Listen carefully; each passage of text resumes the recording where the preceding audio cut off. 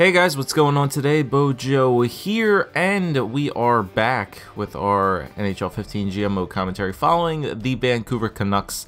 And this is not a live commentary for you guys. So unfortunately, I've been screwing up my videos for the past couple of times I've decided to record them, and unfortunately my audio did not save for this recording. So instead of redoing it for you guys, I might as well just take the footage I have and record over it. So basically, from last episode, as I told you guys, that Vancouver was not going to be a playoff team, even though we had a decent record of 31-27-4. It's not really a decent record, it's a 500 record. So what I pretty much decided was we were going to be sellers come the trade deadline because we were 5th in our division. I didn't think there was going to be any way that we could possibly catch up to any players in our division.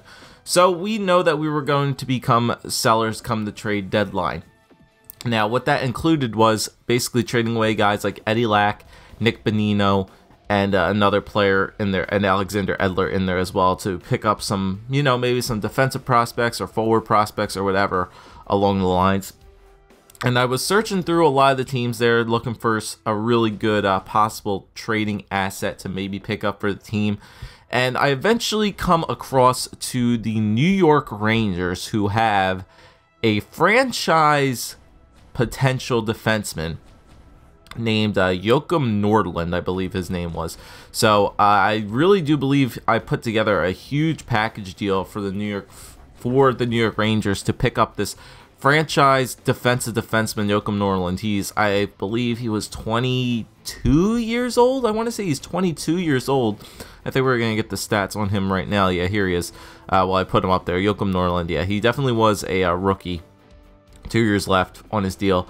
I basically packaged together one huge deal for this guy. I believe I threw in Eddie Lack, Nick Bonino, Alexander Edler, and maybe like a couple just unsigned prospects or whatever to pick up this guy. So it was a pretty big trade to go through here.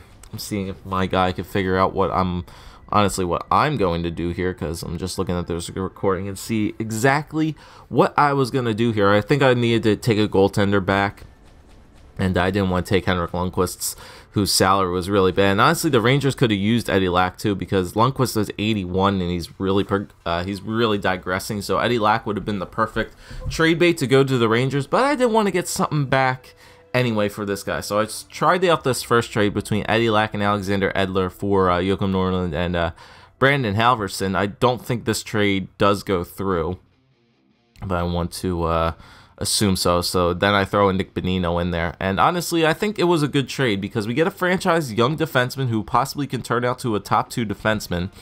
Yeah, trade was rejected. Eddie Lack wasn't being utilized so much this year now that we have Jack Campbell, Polivka, and Alex Dubois coming up in our system. So honestly, we have 3 solid goaltenders there. We didn't need a 4th. Eddie Lack was on his way out. He was the oldest out of the 4 of them.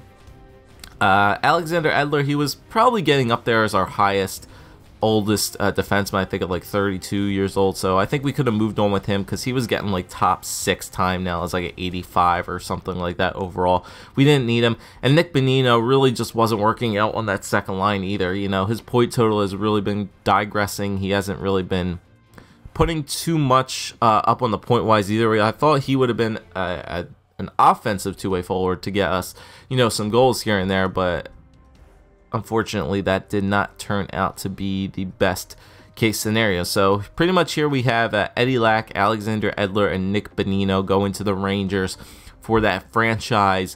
The young prospect defenseman Joakim Nordlund, a defensive defenseman, something that we do need on this team, even though we have Chris Tanev, top 2 defensive defensemen like a Ryan Suter and a Shea Weber type player would honestly do really good wonders for this team. Honestly, with Cam Fowler, Dougie Hamilton, and now Joakim Nordlund, hopefully balancing out the top 3 with Tanev, Hogboom, and then hopefully another one of those young defensemen possibly coming out on top for this team. I think it'd be a pretty good addition to it, because pretty much Nordlund takes an Edler spot, and then we have to move up another defenseman to play the team. But honestly, I think this trade does go through. Just 3 NHL players straight up for Joakim Nordlund. I do believe so. Like I said, goaltender we weren't going to use, defenseman, oldest defenseman, and then a forward we weren't going to use. And there goes, the trade goes through. Eddie Lack, Edler, and Benito for Joakim Norlund and Brandon Halverson and Patan coming to join the Vancouver Canucks. Alright, so then basically after that, we just decided to simulate the rest of the year, see how it was going to turn up for us. I decided to, fast forward this part here. Because like I said, I didn't think we were going to be a playoff team, but it did eventually come down to the wire where, if we could have won, I think maybe 2 of the games at the end of the year where it eventually shows us here, because, I mean, we start to go on a little bit of a winning streak here. We kind of went 500 this month right here, March, going into April. There were some wins, there were some losses in there. If we could have changed some of those losses to wins, at least maybe like 1 or 2 of them, I think the Canucks might have had a good shot to make the playoffs here, because they were a pretty streaky team, win-loss, win-loss, win-loss, win-loss. And then coming down to the last 5 games of the year against Dallas, Anaheim, San Jose, Arizona, and whatever, we were coming up close. We were at, I think, 80 points, 3 points behind the Edmonton Oilers. So with 5 games left, we didn't have to play Edmonton. So pretty much it was fate in our own hands here on what was going to happen. And then we eventually lost that game to the Dallas Stars, which kind of pretty much ruined our playoff chances. We did get a win there against Anaheim. I do believe we beat San Jose and then lose we lose that game against San Jose. And then we checked the totals. Yeah, Edmonton's 5 points ahead of us. They already clinched the 3rd seed. So it was pretty much loss after that. And I do believe we lose these last 2 games to end up our year, I think 39-39-4, which we do end off the year 39-39-4 for the Vancouver Canucks. So unfortunately, that's how our season did end. Not the greatest year, to be honest. No, it was a weird year, to be honest. I really thought I put out one of the best possible teams, I believe, out of our 4 years so far in Vancouver, with the exception of the Sedins the first year.